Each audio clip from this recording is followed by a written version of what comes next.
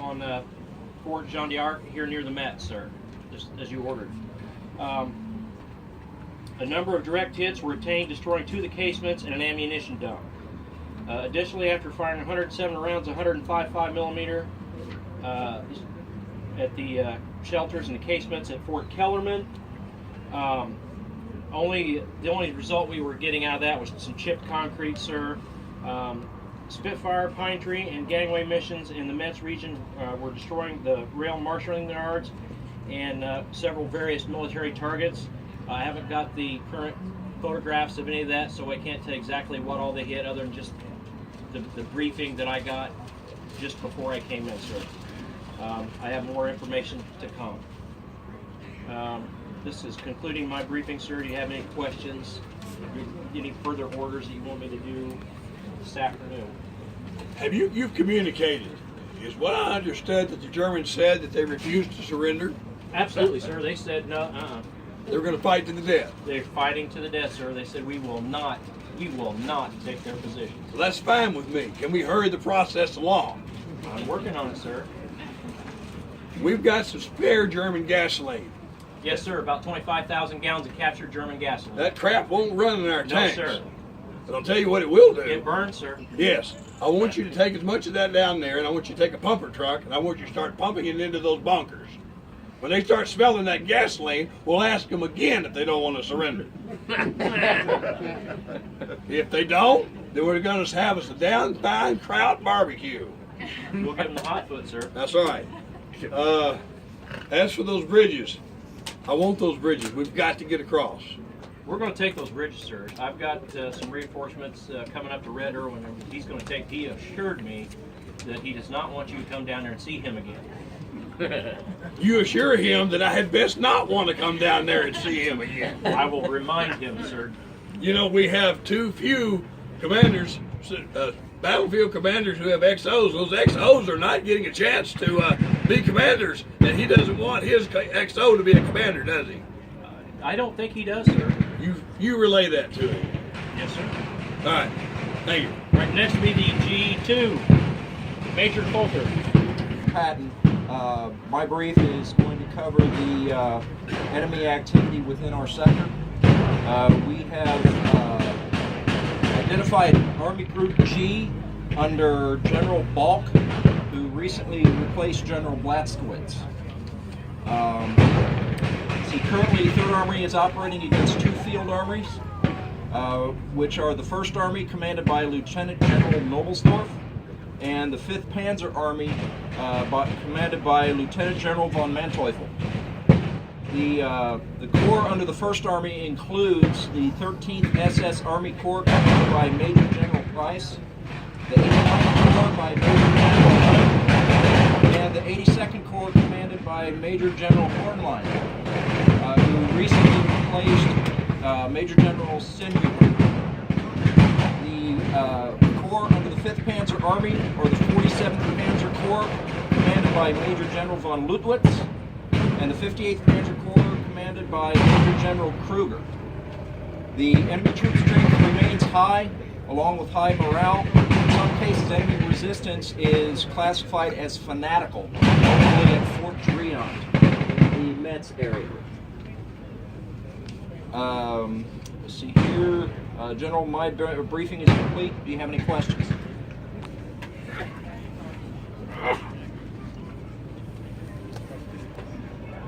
I want you to get with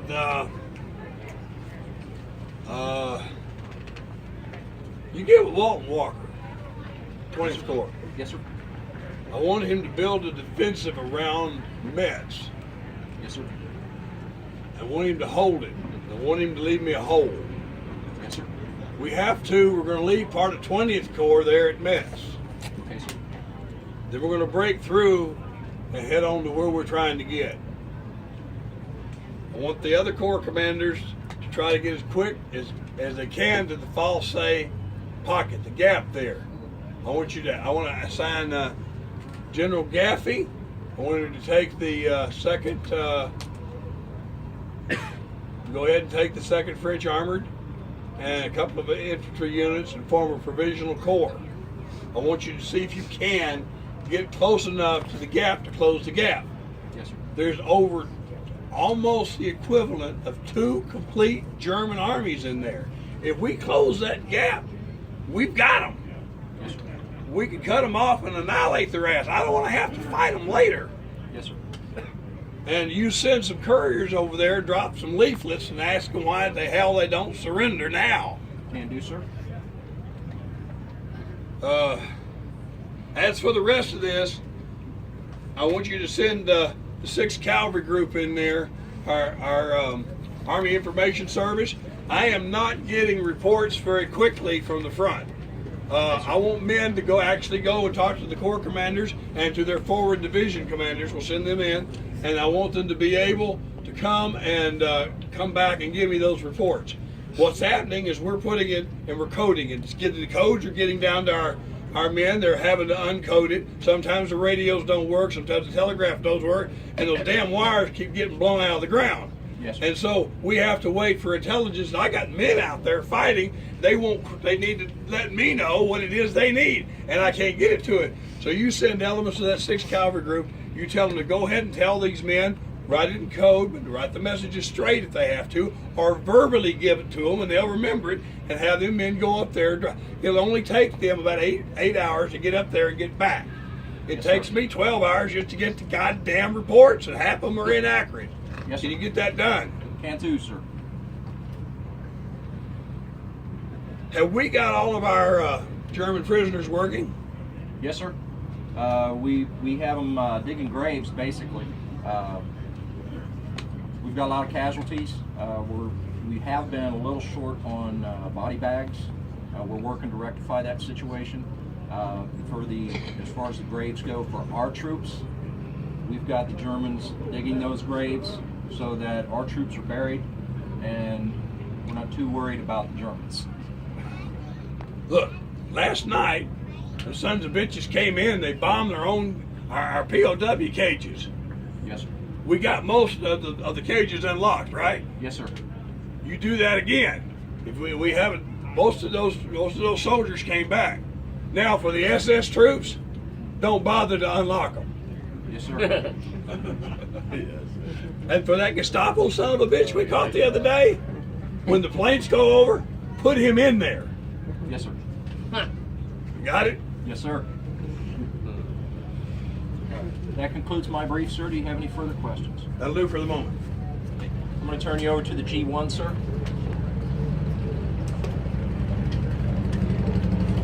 Brigadier General, our current strength is 2,600 troops short. The 5th Division is short 440. The 35th Division is short 220. 79th Division is short 770. 80th Division is short 740. The 4th Armored is short 270. And the 6th Armored is 160 short, sir. Replacement battalions are providing troops, sir, but units are not reporting arrivals on casualty reports. G1 will be meeting with Corps G1s to ensure casualty reports are properly completed and put in a timely manner, sir. The 90th Division is requesting to be brought to overstrength, sir, from 100 to 200%. This is due to strong resistance and casualties in their area. They're in this vicinity, sir, right here. Oh, yeah. There have been reports of delay in mail delivery, sir. The postal section has confirmed with battalion commanders that mail is being delivered promptly or forwarded to the soldiers' new organization.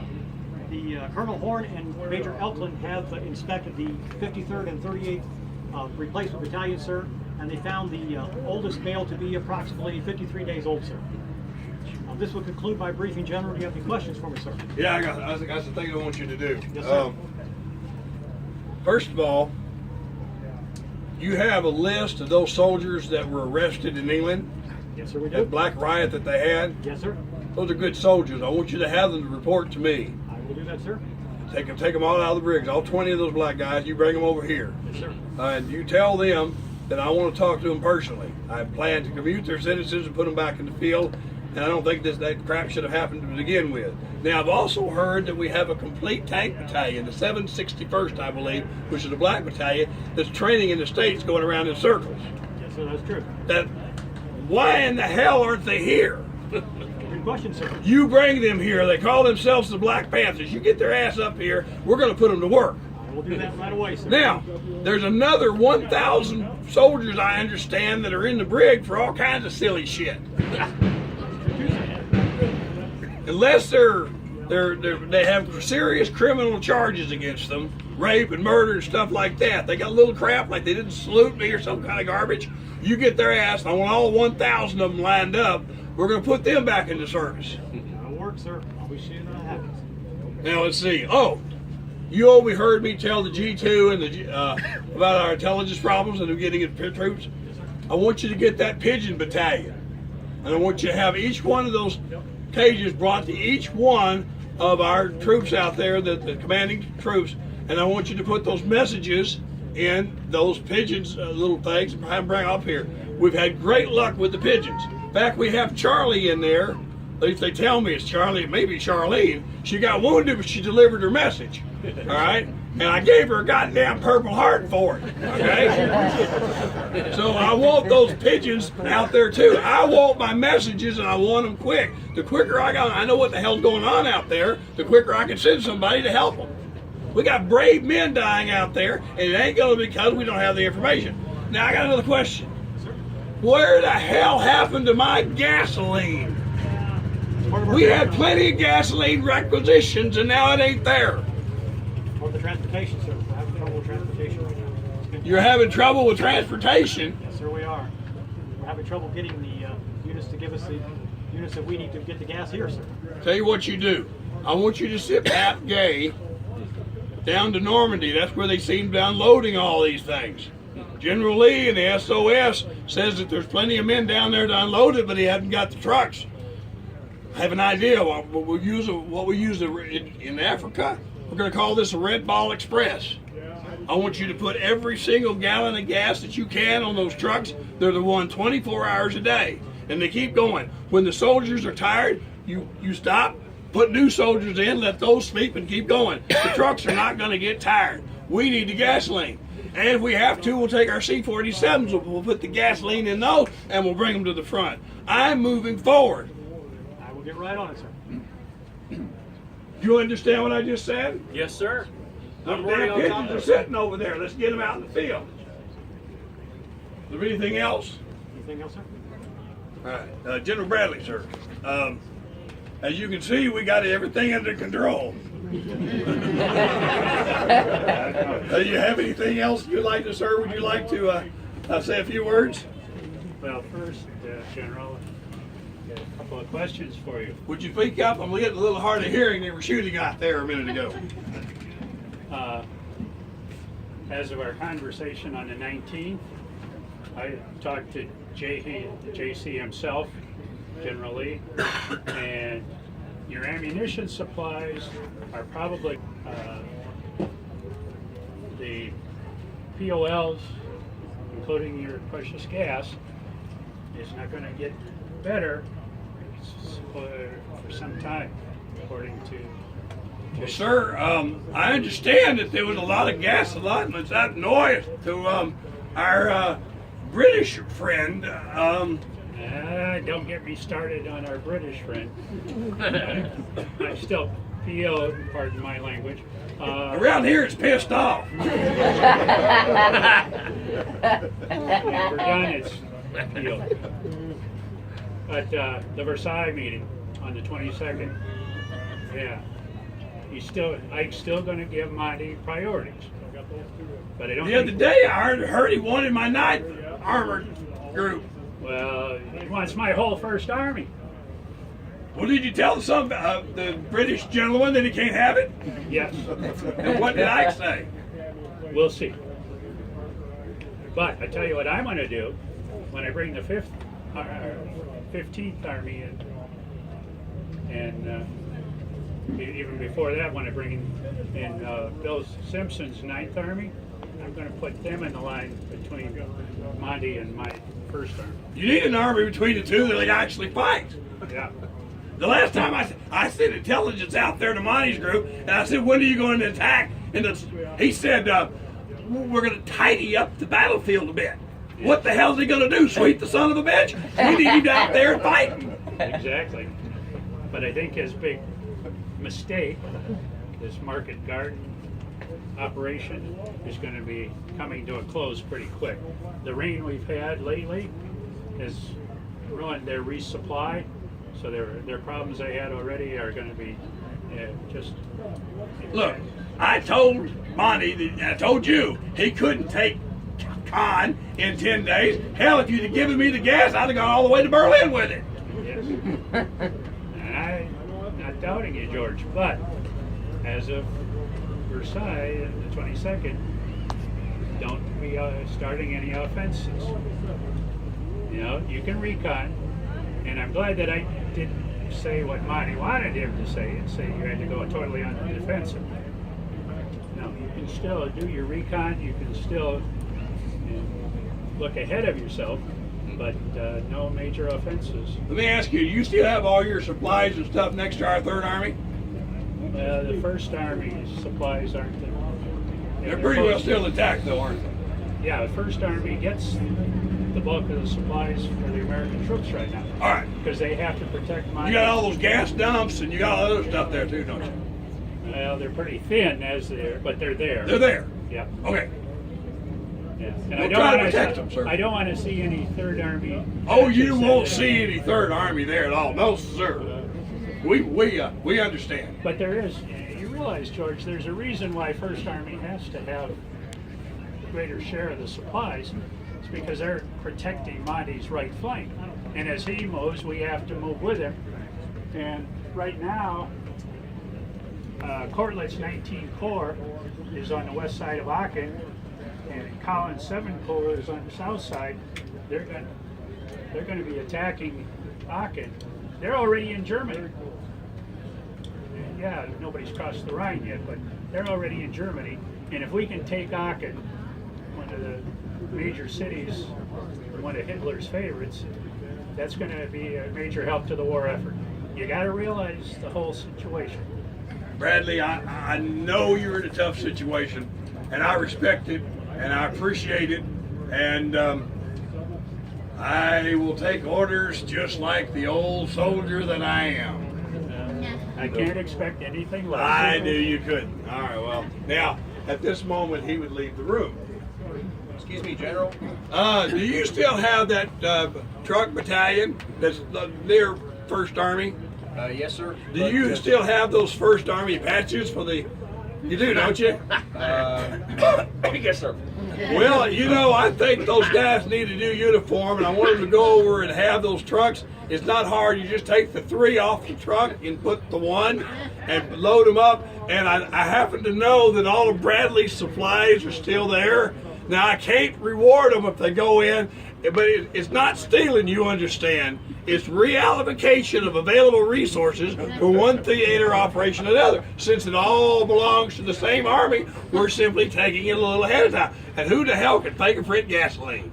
Yes, sir. You understand? Now, I'll reward them. I'll find something else to reward them for. I can't quite fit that in accommodation, but I know you'll get it taken care of. Yes, sir. And don't let any of Bradley's folks know about it. This is a secret. Roger, sir. Yeah. Have we had any chance to get any prisoners? Yes, sir. We have a prisoner that was captured that was on General Noblesdorf's staff. Would you like to interrogate him at this time? Oh, I would like nothing better. Yes, Do sir. you have an interpreter with him? Yes, sir, we do. Bring in the prisoner. Get a chair. General, How the hell are you? Melden Sie sich. Major Friedrich Wilhelm Schwarz. Und Ihre Dienststelle? Ich bin der IC der 1. Armee. am You know, I Staatsrat speak von German, but Oberstdorf. I just soon not speak to him, so I'm going to talk to you and you talk to him, and you just tell me what the hell the son of a bitch said. Okay. Mayor Schwartz, and he's the chief officer of the intelligence service under von Knopfler. Really? Yeah. Well, look, we've captured damn near half of their resources, a third of their personnel. We have half of them surrounded, the other half are retreating. Ask him why in the hell they just don't surrender. Also, warum werden Sie nicht übergeben? Die größte Gefahr Europas jetzt ist der Osten. Und es ist sehr wichtig, dass die westlichen Alliierten erobert so viel Europas wie möglich vor der Russen. damit wir westliche Kultur schützen können. The Russians are right now the biggest danger to Europe, and he thinks it's very important that the Allies are going to get together and fight together so they can fight the Bolsheviks. Now, those of you that didn't hear what you just said, that Kraut guy, you know what he said? He said that he didn't want to surrender because if he did, he was afraid it wouldn't be the troops to fight the Russians because he thinks the Russians are going to come in and not go away. Well, he ain't as stupid as he might look, is he? Well, you tell him I don't have any control over the Russians and the war ain't over. But you tell him if he'll surrender and stick around, we might be able to do something a little later. You know what I mean? Der General sagt, dass ob sie hier bleiben sollen, dann hat immer Zeit noch, dass sie das übergeben. Ich habe mich schon übergegeben, aber meiner Meinung, die westlichen Alliierten und die deutschen Soldaten sollen gemeinsam gegen die Russen kämpfen, um sie zu besiegen, wenn sie schwach sind und ein Ende bringen zu der Bolschewist-Gefahr. He's still of the opinion that we should fight together so we can stop the Bolsheviks. I'm all for fighting together, but goddammit, you got to surrender first. I can't just turn you around and let you go. You got to say, hey, we quit. We'll let you sit there a while, then you can join us. Well, wait a minute. I might get some shit over that. We just didn't have this conversation, but you remember it, okay? Was hat er gesagt? Hat gesagt, ob sie diese Konversation, ob sie das verstehen haben, also sie sollen ja sich übergeben, das hat gesagt. Selbstverständlich, Herr General. One professional soldier to another, this conversation did not happen. Hat gesagt, diese Konversation hat nicht vorgeführt. Gut dann. All right, take him back, take him to our mess and feed him and explain to him how to get all the rest of his army to surrender, and I'll be happy to take their surrender. Also, möchte sehr gerne, dass sie zurückgehen zu ihrer Armee und ihnen sagen, dass sie sich übergeben müssen. Selbstverständlich, Herr General. All right, thank you.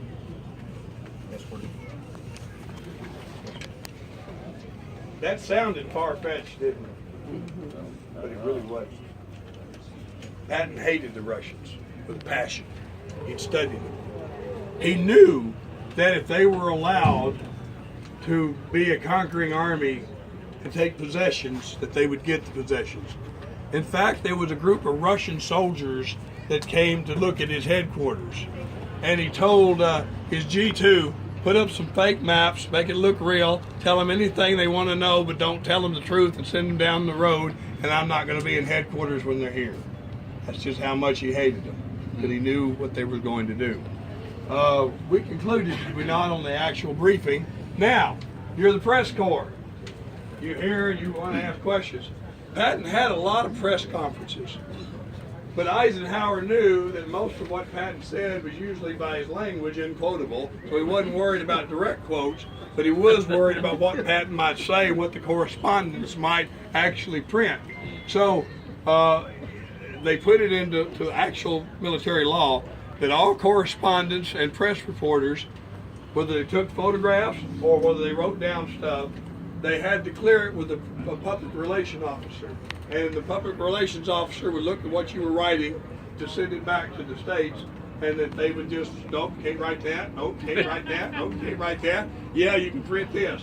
And then sometimes they would have, you couldn't print it to a month. Not only could you not print it for a month, is that everything that you wrote could be used by anything else. So the photographs that appeared in the newspapers at home might have been taken by Life or Look or the AP, but they were just general because all of the correspondents were technically part of the U.S. Army. They had IDs, they had rules to follow, and had they not done one of the rules to follow, they were kicked out and sent home.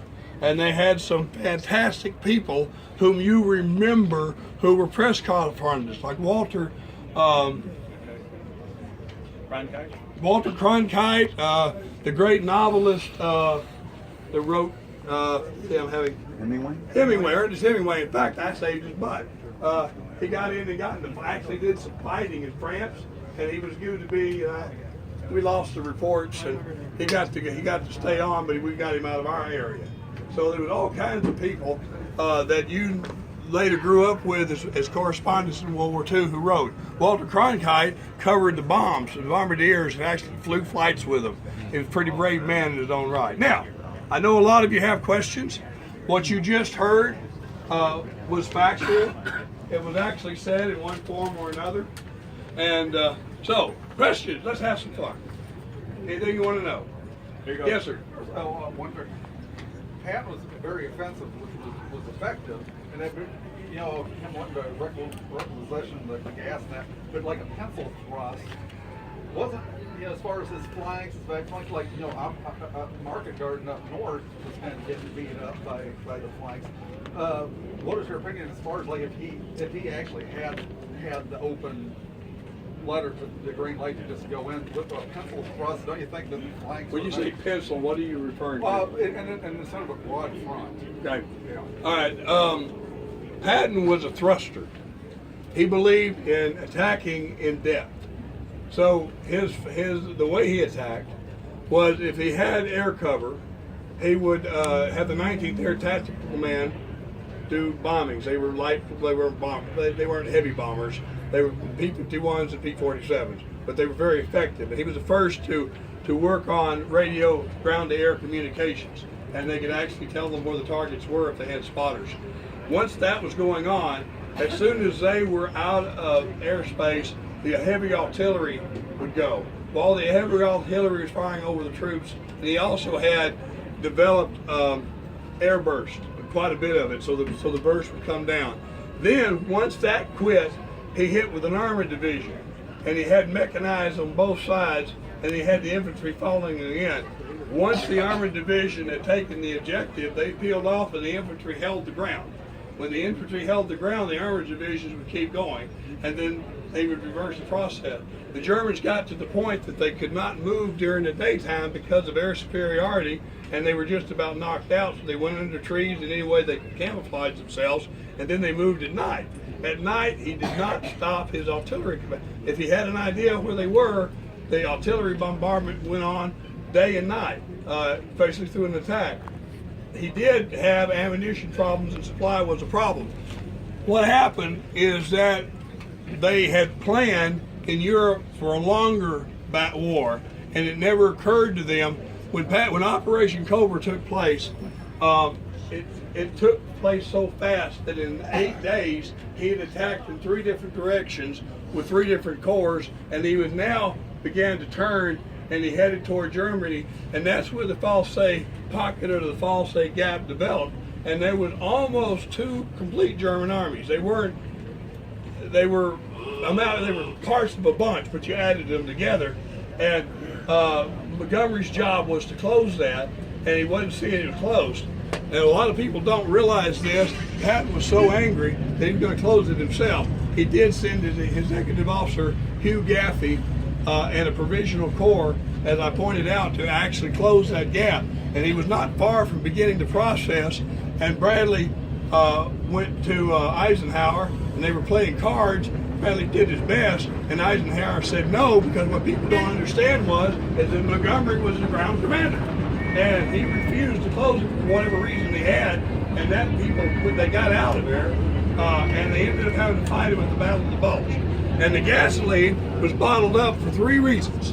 It was bottled up because they couldn't get it out quick enough. It was there, but they couldn't get it to the front. It was being used for Montgomery and his offensive because a lot of politics going on. Churchill wanted it. One of the things they wanted to do was stop the V-2 rockets and the V-1 rockets from going over to England. So that was a priority there. And then Montgomery had the Operation Market Garden, which we all know failed, and that took gasoline. And Beadle Smith later admitted after World War II that he used the gasoline to stop Patton so he'd go where he wanted him to go. Now, if you don't know about real war and real history, when you take away the gasoline, you don't just take it away from the fighting forces, you take it away. He didn't have enough gasoline to get a lot of the hospital corps back to the trains to get them back to Paris when the trains were open. And he had a lot of badly injured people he could not get care for. That's what decisions like that is a planning. And logistically, General Lee, who was talked about a minute ago, he was the supply and command. He had all supplies, recruits, gasoline, everything else.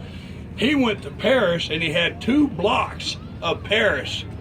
All was under his control, where all of his offices are.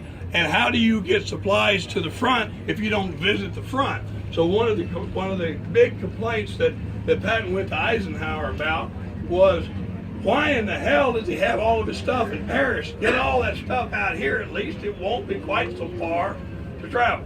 So it was a logistics nightmare. Black market too. The black market, it was huge. Yes, sir. Patton's model was reduce, mature, reduce. Where did that come from? The dash, mature, the dash. Audacity, always with audacity. He believed that a battle done quickly now was better than one that was planned later. And if he could get to where he was going, you had to have audacity to do that.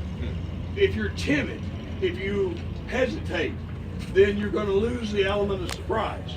And he felt like that a fair attack now was better than a good attack later. So he wanted his people to have audacity. He also wanted to think for themselves. He said to himself, I'm not going to baby these people. I got good field commanders, I got good division commanders, good corps commanders. I give them the job, tell them to go do it, and then I tell them they come back to me if they need any help. Otherwise, I expect them to do it. And I expect them to exhibit audacity. And you know, our American troops did that. During the Normandy invasion, when the airborne fell, they were all over the place, but they knew what their objective was. And they grabbed whoever they could find, whoever was in command, and said, let's take that objective. And it didn't matter who that airborne unit or another airborne unit or an infantry didn't care, they were going to take the objective. That was the way America's troops were trained. And that's the way Patton believed it ought to be run. He gave people the authority in the field to make the judgment calls that they needed to make. Next question. Yes, sir. General, let's talk a little about Maine. We know that General Montgomery actually championed that campaign, and there's some bad blood between Montgomery and Patton? Yeah. Okay. And El Alamein, you're going all the way back to the African campaign. So if you don't know what El Alamein was, when Operation Torch took place in 1942, we landed the first Allied troops to get involved in the battle. That was the first time we got involved in November of 1942. Up until that time, they had several British commanders, and they'd sacked one, sacked another, and finally Churchill arrived on having a Montgomery. Montgomery was a political choice, and once he had won a couple of battles, he was Winston Churchill's only choice. And so we entered the field, and the British believed that they should be in control over all things. And if you know any history from World War I, the one thing we did not want to do was having British commanders or other army commanders from another country commanding our troops. But we were in kind of an odd spot. So what they did is they put some British commanders over American troops, but the American troops actually had an American commander, so we had to listen to the British commander. By far, the best commander on the British side was General Alexander. However, General Alexander and Winston Churchill fought a lot, and he wasn't in line. When you talk about Sicily, Alexander planned the battles of Sicily. When you see the movie and you see that, I'm going to beat that son of a bitch, to Messina, baloney. Alexander knew what the plans were. They didn't want the Germans behind them. They had a group going way up to try to cut it off, and Patton went around and still got there. But it was known by Alexander. Montgomery was highly jealous of anybody who wasn't him. So his inflated ego would not allow him to be second banana. So Alexander, after that, was taken over to Italy, and that's when Montgomery gave his big push. Well, the politics of it, Stalin came down, he said, I don't care what you do, but do something. You need an overall commander. Once you have an overall commander for the European campaign, then we'll get started, because he was holding them back when he was fighting in Russia. So Patton had made Eisenhower because he had won. Okay, he had won in North Africa. He had won in Sicily, and of course, Eisenhower was his superior both places. But Eisenhower had never led troops in battle, and Eisenhower and Patton were good friends for the time, and so Eisenhower went up in rank. He was given the overall Allied command for the invasion of Normandy, and Patton had made him that way because of the battlefield. Because of the slapping incident, Patton was reduced from being to place, and Bradley was put in his place. See, Bradley had been Patton's XO in Africa and in Sicily, and they felt like that Bradley was a little bit more easy to deal with politically with all the different factions, the British and the rest of them. So, to answer your question directly, not only was Montgomery not a good battlefield commander, he had one problem after another. He couldn't take Caen like he said he could take it. He had Operation Goodwood, which failed, and he had Market Garden, which failed, and then he still told everybody that he was supposed to be the Grand Commander and tried to get Bradley relieved, and he wanted to be the one directly under Eisenhower. It got so bad by the 31st of December, Eisenhower was ready and had written a letter to sack Montgomery, get rid of him or get rid of Eisenhower. And the letter was written and was fixing to send it to Roosevelt and to General Marshall, and Montgomery's chief of staff happened to be in Ike's office, read the thing, got on a train and a plane and a bus and whatever the hell he could get on, and went and told Montgomery, you've overplayed your hand. If you don't do something, you're gone. Now that's the true history.